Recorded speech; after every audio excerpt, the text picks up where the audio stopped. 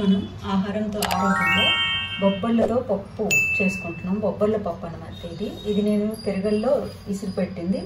ఇందులో 30% పొట్టు ఉందన్నమాట. మామూలుగా మనము నానబెట్టుకొని మొలకలతోటి తినొచ్చు. ఇలాగా మనము దీన్ని ఐడెంటిఫై చేయాలంటే షాప్లో కొనేటప్పుడు కిరాణా షాప్లో ఇలా ఉంటాయి. ఇవి మాత్రం అలసందలు పోలి ఉంటాయి, కాకపోతే గ్రే కలర్లో ఉంటాయి. అందుకోసం చూపిస్తున్నాను. ఇది చాలా చాలా మంచిదన్నమాట. ఇది పాలిచ్చే తల్లులకు, గర్భిణీ స్త్రీలకు, గుండె జబ్బులు, షుగర్ వ్యాధి ఇవి ఉన్న వాళ్ళకి చాలా మంచిది.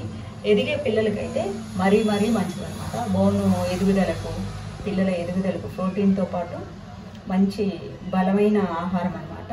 ఇది అప్పుడప్పుడు చేసుకోవటం చాలా మంచిది. తెలిసి ఉంటే తెచ్చుకోవటం చాలా మంచిదన్నమాట. నేను ఇవన్నీ పాతకాలంలో వంటలు డైలీ యూజ్ చేసేవాళ్ళు మనము మర్చిపోతున్నాము. దానికోసమని నేను మీకు వీటిని పరిచయం చేస్తున్నాను. వీలుంటే అవకాశం ఉంది కాబట్టి తెచ్చుకొని తినండి. ఆరోగ్యం కోసం ఖచ్చితంగా పాటిస్తే మంచిది. ఇందుకోసం నేను 2 కట్టల పాలకూర తీసుకుంటున్నాను.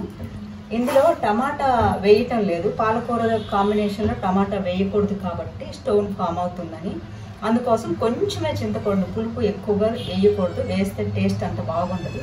అందుకోసం కొంచెం చింతపండు, తాలింపు కోసం ఎండుమిరపకాయలు, 1 ఉల్లిపాయ పప్పులో వేసుకొని 1 తాలింపుకు, కొంచెం సాల్ట్ తగినంత, కారం కూడా తక్కువే పట్టుద్ది, 1 స్పూన్ వరకు, పోపు గింజలు, పసుపు వీటి కోసం అన్నమాట. ఇది అవకాశం ఉన్న వాళ్ళందరూ కూడా తెచ్చుకొని వారంలో 2 సార్లు ఇలాంటి పప్పును కూడా మన ఆహార పదార్థాల్లో చేర్చుకుంటే ఆరోగ్యాన్ని కాపాడుకున్న వాళ్ళం అవుతాము. ఇది వెయిట్ కూడా కంట్రోల్లో ఉంచుతుంది అన్నమాట. చాలా చాలా మంచిది. ఇది కూడా మన అలవాటులో ఒక భాగంగా చేసుకుందాం. తినండి. మీరు ఒకసారి షాప్లో అడిగి చూసి కొనండి.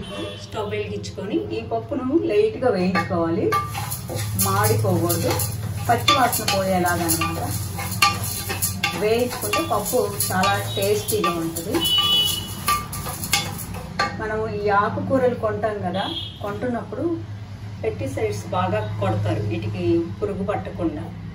అందుకు మనం ఏం చేయాలంటే ఒక 3 టైమ్స్ కడుక్కోవాలి. ఫస్ట్ కల్లు సాల్ట్, మనం ఇంట్లో ప్రతి ఇంట్లో కూడా ఇది ఉండాలి, క్రిస్టల్ సాల్ట్. ఈ కూరగాయలు కడుక్కోవటానికి కానీ అన్నిటికీ ఉపయోగపడుతుంది. నేనైతే కూరల్లో కూడా వాడతాను. ఇది ఫస్ట్ కొంచెం సేపు 1-2 మినిట్స్ ఈ సాల్ట్ వాటర్లో నాననించి ఈ సాల్ట్ అంతా పట్టేస్తుంది ఆకు. దానికి ఉండే ఆ మందుని తీసేస్తుంది, ఆ వాసన అంతా పోతుంది. తర్వాత మంచినీళ్ళతోటి 2 సార్లు కడిగేసి పక్కన పెట్టుకొని వాడుకుంటే చాలా మంచిది అన్నమాట. ఇప్పుడు మనం పప్పు వేయించుకుందాం. చింతపండును కూడా కొంచెం వేడి నీళ్ళలో వేస్తే తొందరగా మెత్తబడిపోతుంది. మనకు కూరలో ఎంబటే వాడుకోవచ్చు. ఇది కలపాలంటే నాని చాలా టైం పట్టుద్ది అనుకోకుండా కొంచెం నానేసుకుంటే తొందరగా వేడి నీళ్ళలో నానిపోతుంది. ఇప్పుడు వేగిన పప్పు 2 టైమ్స్ కడుక్కొని తగినంత వాటర్ పోసుకున్నాం. నేను 1 కప్పు వరకు తీసుకున్నాను. 3 కప్స్ వాటర్ పోసుకున్నాను అనమాట. ఇందులో కొంచెం పసుపు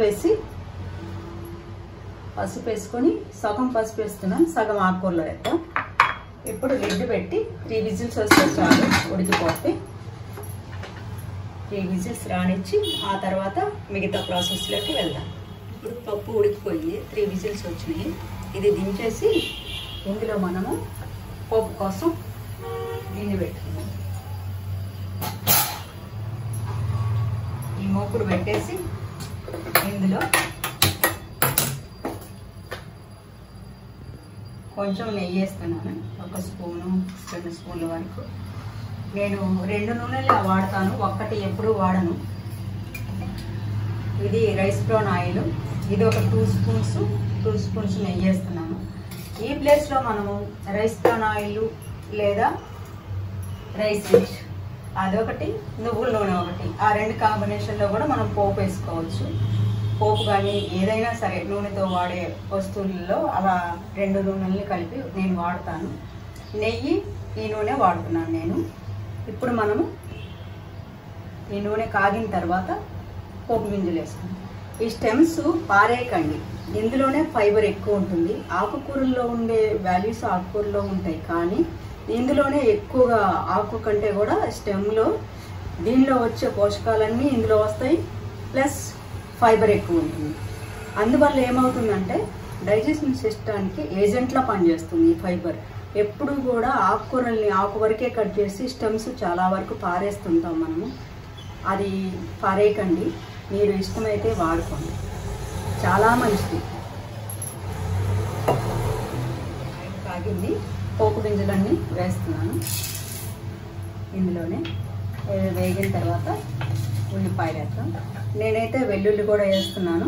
ఇది రక్తశుద్ధికి చాలా మంచిది కాబట్టి అది నేను ఎక్కువ వాడతాను. ఇష్టమైతే వేసుకోవచ్చు, లేదంటే లేదు, అది ఆప్షన్. పోపు గింజలన్నీ వేగిపోయినాయి. ఇప్పుడు ఎండుమిరపకాయలు, ఉల్లిపాయలు వేసుకున్నాం. దీంతో పాటే పచ్చిమిరపకాయలు కూడా వేస్తాం. ఈ ఉల్లిపాయలన్నీ వేసేసుకున్నాం. పోపులో ఎక్కువ వేస్తేనే బాగుంటుంది. వెల్లుల్లి కూడా వేసేసాం. కొంచెం మగ్గాక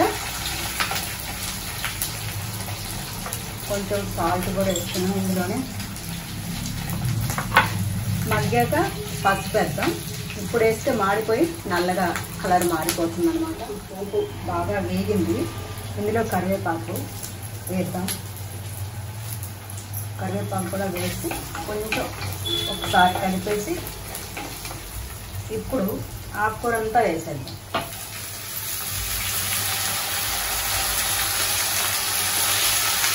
ఆకుకూర కూడా వేస్తున్నాము. మిగిలిన పసుపు, కారం వేస్తున్నాము. ఇందులోనే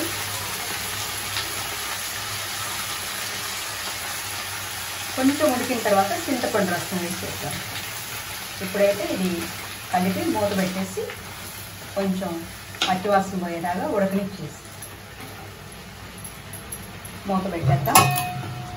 మూత పెట్టేసి ఒక 5 నిమిషాలు తాలింపులో ఆకుకూర మగ్గిపోయింది. ఇందులో పప్పు పోద్దాం.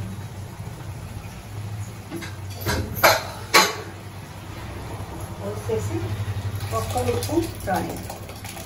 ఇందులోనే చింతపులుసు కూడా వేసారు, చింతపండు గుజ్జు. ఇప్పుడు ఈ చింతపండును మొత్తం అంతా రసం తీసి పెట్టుకున్నాను, పోసేస్తున్నా. చాలా తక్కువ వేసుకోవాలి పులుపు. పులుపు ఎక్కువైతే బాగుండదు. మన ఆకు కూడా బాగా కలిసిపోతుంది.